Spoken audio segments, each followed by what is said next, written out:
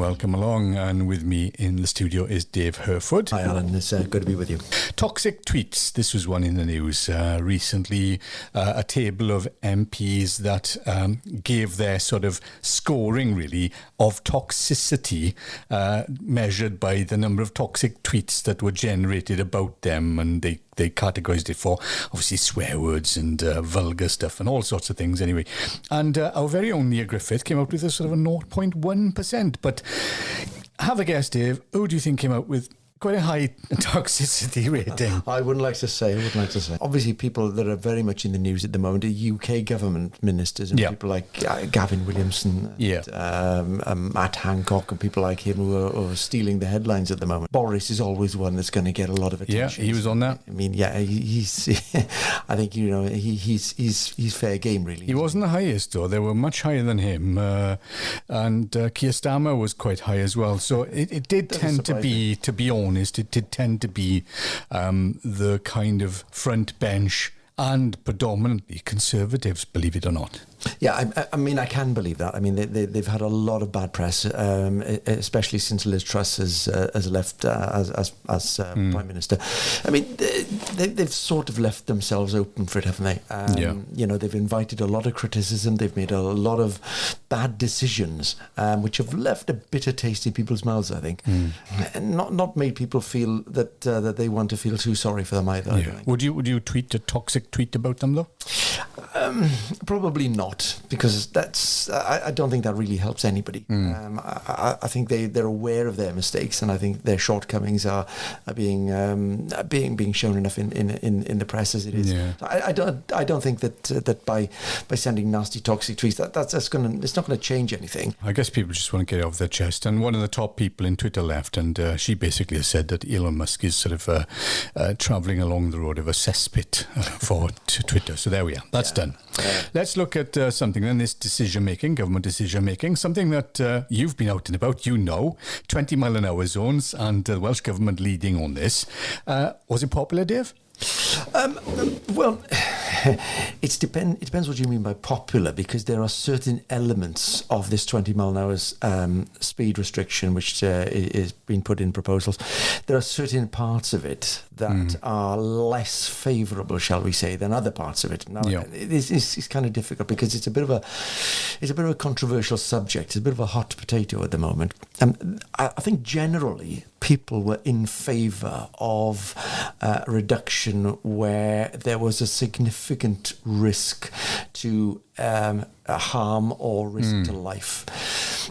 But aside from that, I don't think it was very popular. I think people were looking at it that it was becoming difficult to actually get from A to B in a normal kind of time frame. I think what was it, 1 minute per mile or something was going to be the difference between 30 and 20. Well, there's this thing about it being a cash cow, obviously, and the policing of it, and the expense of it, and Lee Waters claiming, obviously, based on research, that this is going to save a huge amount of money in the long run, and it's going to get people cycling and walking and fitter and healthier, so the NHS benefits. These are the claims being made. Did people kind of aware of that? Were they kind of thinking, were they informed enough about why this was happening in Wales, do you think? I don't think so. I think, being honest, it's been sprung on people. I mean, I know it's been doing the rounds for a while, but it's not something which people have taken very seriously. It's only now people are starting to realise, hello, there's something afoot here. Something is going on here. We are going to be affected by this. We are certainly going to be driving our cars at 20 mile an hour here, or we're going to be facing a speeding fine for doing so. Being passed by a horse and cart. Absolutely. Well, before we say any more, I was out yesterday at Llanelli at the Welsh Diner in Llanelli Market, and I spoke to some of the people enjoying their afternoon snacks and what have you. Let's have a listen to what they had to say. Good afternoon, sir. I'm just doing a piece about the 20 mile an hour speed limit, which is going to be enforced next year across Wales from September, and all 30 mile an hour speed roads will be reduced to 20 mile an hour as mandatory. What are your thoughts on that? Do you think it's a good idea? No, it's not a very good idea. In some streets, yes, by all means 20 mile an hour. But in some streets, there's no need of stick to 30. Are you a driver yourself, sir? Yes, I drive it, yeah. And, it's hard to keep to 20 mile an hour. Very hard to keep down to that speed all the time if you're doing, unless you come into one of the main roads, you're off again to 30 mile an hour, then you go off to another side street. After 20 mile, it's going to be a hard thing to follow. And do you think that actually fining people for breaking the speed limit is a good idea?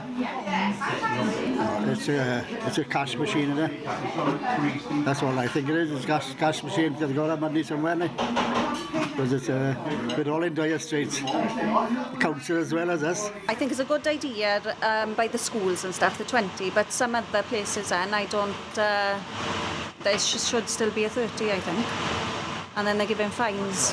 What do you think they should do with the money from the fines? They're back in the community in Llanelli. It's a very bad idea. And why do you think it's a bad idea? Well, it's a hazard to other people. It's slowing everybody down. And there's no need for it. People are kept, well, some aren't, I know, but... What about by schools and places of education? Do you think that's a place where it should be treated? Yes, they should do it for that. Because it means there's loads of kids on the road and it should be, for safety. Yeah, I agree to that. Right, we're in Llanelli Market here. Good afternoon, sir. Do you think it's a good thing or a bad thing about this 20 mile an hour speed zone? Well, I have mixed feelings about it. I think in principle it's good, but it's going to be very hard to change people's behaviour. Also, it is very, very difficult at weekends or on the nights to reduce your speed to 20 miles an hour, as I say, at weekends, at night, past schools. But on the other hand, of course, safety is paramount as well. So I think it's a real difficult problem. Do you think it should be introduced as a staged thing whereby motorists don't get fined straight away, that they get time to get used to the fact that it's a 20 mile an hour zone? That's not a bad idea, and perhaps there could be trials places as well to see how it works out and how people cope with it. I reckon they should keep it the same. It's been like that for years and nothing's changed, so I think they should keep it the same. The idea is that it's going to reduce accidents on the road. Do you genuinely believe that that'll make a difference? I don't know. Don't think so. Either way, someone could be out there where there's no one about and they can still speed and cause an accident. So having a speed zone area, someone can easily still speed and cause an accident. So by them reducing it to 20 miles an hour from 30, I don't think it'll make a difference. Well, there we are. That was Dave Herford out and about with the roving mic. Well, that was pretty interesting, Dave. Like you said, these people are sort of not 100% against it. They seem to be saying, yeah, great outside the school, great on the street, where the kids are playing, but not everywhere. No, and to be quite fair, where I think people are not understanding is that the idea is that it's supposed to save lives and it'll save money and various other things. Where I think the water is slightly clouded on this issue is that people have been asked to invest in electric vehicles, and obviously these electric vehicles produce zero emissions. So the argument about introducing 20 mile an hour zone to make it a cleaner environment to live in is only going to be effective whilst there are the similar number of petrol and diesel vehicles on the roads. Now I know short term that's going to be fine, but by 2030 the sale of petrol and diesel vehicles will be stopped. So more and more electric vehicles will be on the road by then.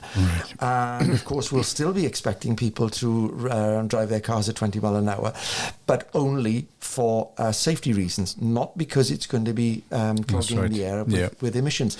So I think we have to look deeper into this, and I think that the government need to be a little bit more careful about how they justify running this, because they're going to soon be running out of ideas as to why it can be justified to reduce it other than for safety reasons. Now, I'm all for the safety aspect of it, don't get me wrong. I think it's great from that perspective, but obviously electric vehicles come with their own their own safety risks. And one of the main safety risks with electric vehicles, of course, is that you don't hear them coming. With electric vehicles, there is no sound with them at all. Unless you see them coming, that you're in an equivalent level of danger from being hit by one of them. There we go. If you've got an electric vehicle, fit a horn, please, or a ring bell, and just let us know something you're coming along. Something to do with they make it with bikes, don't they? So bicycles have to be fitted with. Let's look at some other stuff. Then let's look at county lines. We obviously know, Tarian and county lines. There's been relatively successful in Wales. This cuckooing, this sort of drug busting of houses that are being taken over, and cannabis farms. I mean, it just seems to be in the news every week that somewhere in Carmarthenshire someone's being busted for quite substantial amounts of drugs. What's the latest on that then? Well, the latest on it is that there have been a number of different arrests, both here in Carmarthenshire and across other parts of Wales and England. The sad part about all of this is that the kind of lives that it affects, the young people who are being targeted by these ruthless drug traffickers, and they're being promised all kinds of things like PlayStations and luxury gifts, laptops and tablets and things like this, which maybe they wouldn't otherwise be able to afford to get their hands on. And they're using this angle, if you like, to drag these youngsters in to become effectively distributors of the drugs. And that's the sad part about it, because these youngsters are blissfully unaware of how these people are then profiteering from the fact that they're distributing the drugs. The nice thing about what's happening at the moment is that the police forces are not actually targeting these youngsters. They're actually going for the main men, which has been a big advantage, because these are the people who they've been busting lately. And quite a few unsavoury individuals. Their pictures have been up on a lot of news sites. They've been going down for some substantial stretches of time, and good. I'm all for that. And the more that they can do with that, busting the main people, that I think is the way forward, definitely. Power to the elbow.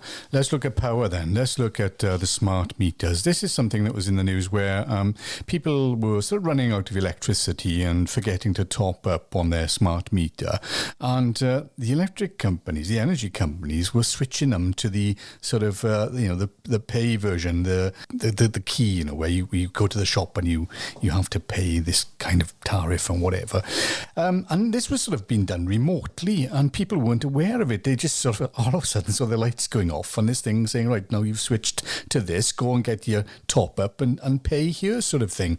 I know that the Ofcom have sort of warned the companies that they now risk fines because they should be giving these people at least a week's notice that they're going to do this, because ultimately, you know yourself, they're targeting the most vulnerable people, the people who can't afford the electricity. Have you got a smart meter? Yes, I have. Unfortunately, it's a bit of a sad story with my smart meter, because I was one of the first generation of smart meters people to have their smart meter fitted. It worked for about a month. It stopped working after that. So the smart meter idea, from my perspective, has never been a success. It's failed every step of the way, and it's an expensive thing, because, to be quite honest, every company that you change to brings their own smart meter in. Right. Well, they're bearing the cost of that and passing it on to the consumer in some way, shape or form. They say they don't, but in fact they actually do. It's not a very good idea. I don't think. I don't have a lot of confidence in it. It's a misnomer, not a smart meter. An unsmart not a very meter. Smart meter, no. Right. Let's look at strikes, and obviously we had the rail strike and train disruptions, especially for the game. A lot of people would have been miffed with that, and they're still going on. They're still affecting people. People have to strike. They want a pay rise and so on. The NHS now, we're told, people may be striking there as well. Do you see this, as something they have a right to do? Do you see this as something that, you would support maybe if you were in a union? Are you in favour of taking action given the discrepancy between the pay wage, the pay of a nurse or a carer or a teacher or a classroom assistant compared to that of, dare I say, a top politician or the fat cats or so on? Well, I think everybody has a right to strike, don't they? I mean, obviously there are certain areas of